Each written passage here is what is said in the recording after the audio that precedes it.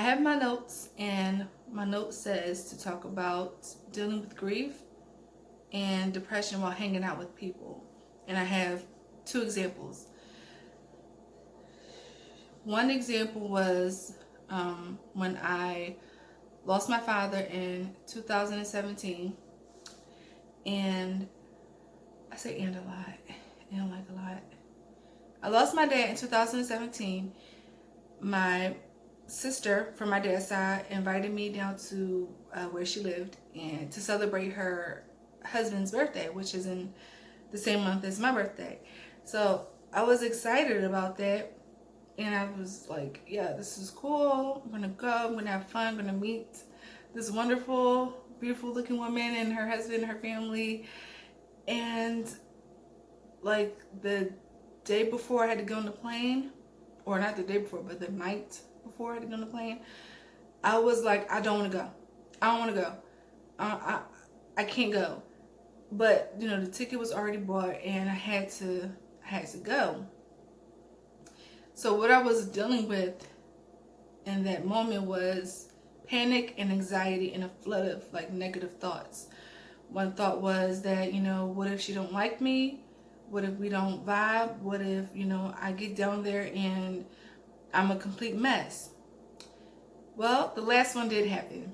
I went down there and everything was cool. Everything was good. They're lovely people and she's so beautiful. And, I thought, this is it. I finally have a sister.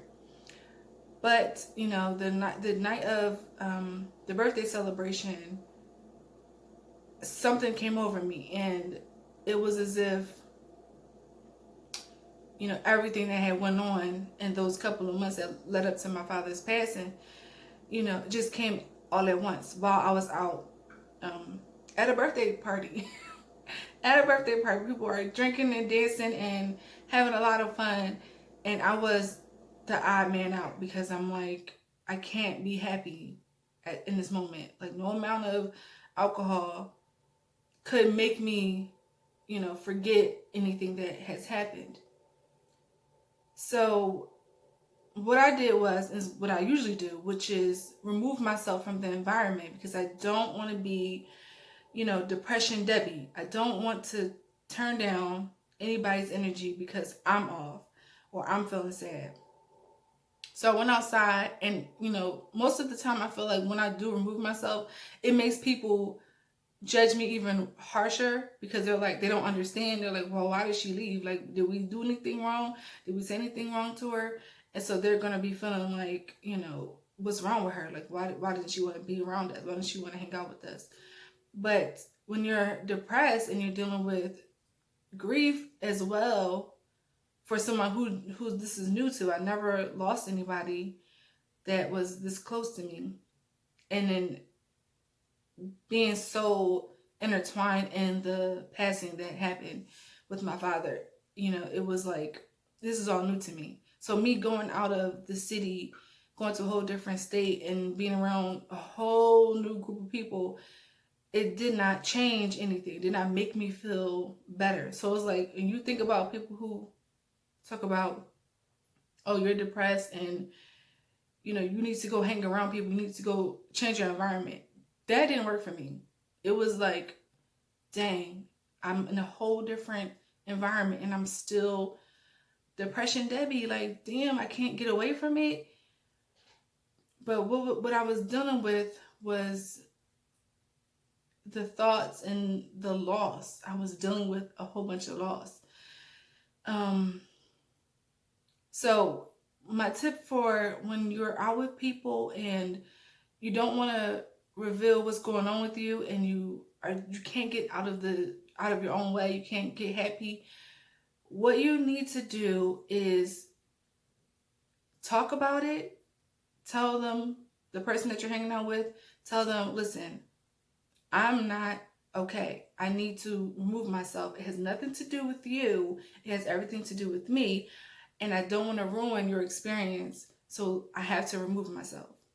Now, what I usually do if I was, out somewhere with somebody and I started feeling down, I would go home. But I couldn't do that all the way in a different state.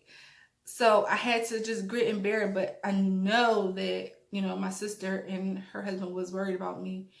But I just didn't, I couldn't be around people. And I'm like, I need to move away from them and let them enjoy their celebration. So the next example I have is recently me, my mom, and my oldest brother went to Las Vegas to celebrate my youngest brother's memorial because he passed away last year. And this was it was an experience, but it was mostly fun because I was with familiarity. I don't want to say that word. I was with people, my comfort people. But the flight to Las Vegas from Philadelphia is a long one and excruciating. And oh my gosh, it was terrible. I wanted to jump out of the plane because my anxiety started taking over, and my back was hurting because I have sciatica. So sitting, trying to get comfortable. Luckily, I had a whole row to myself because nobody was on that plane. So I was like, cool, but it still didn't work. I was still like messed up. But once we landed, it was like, thank God, I get to go lay down, rest my head, rest my feet, and just recuperate from it. So I wanted to like expound on like when you're having anxiety and you're just in your head while you're in a closed space. You have to breathe.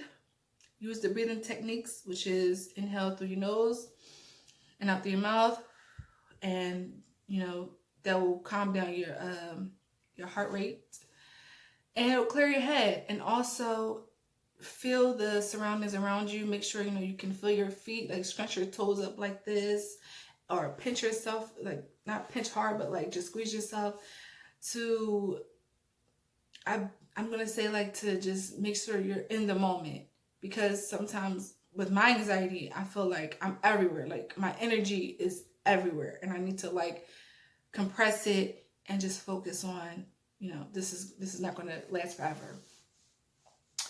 So what else happened in Las Vegas was I started feeling down again. I started feeling sad, and how I coped with that was basically I went to sleep.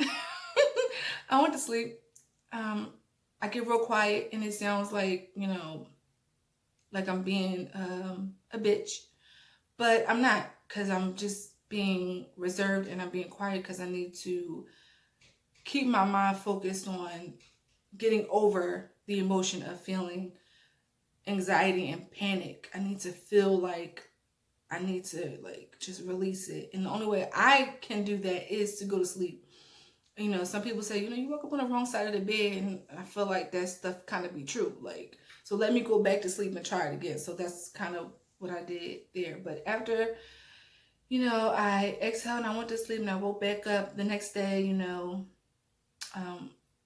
it was better and it was getting better. And then we had a full day of just having fun, me, my mom, and my oldest brother. So yeah, that's another tip is, when you're around a whole bunch of people and you're not feeling it, or you can't get yourself to, join in on the fun, please remove yourself. But also, before you do that, let someone know that you're feeling a certain way, because you don't want to offend people because, you're not communicating correctly. So also communicate, then remove yourself and breathe. Take a breath. And that's all I have.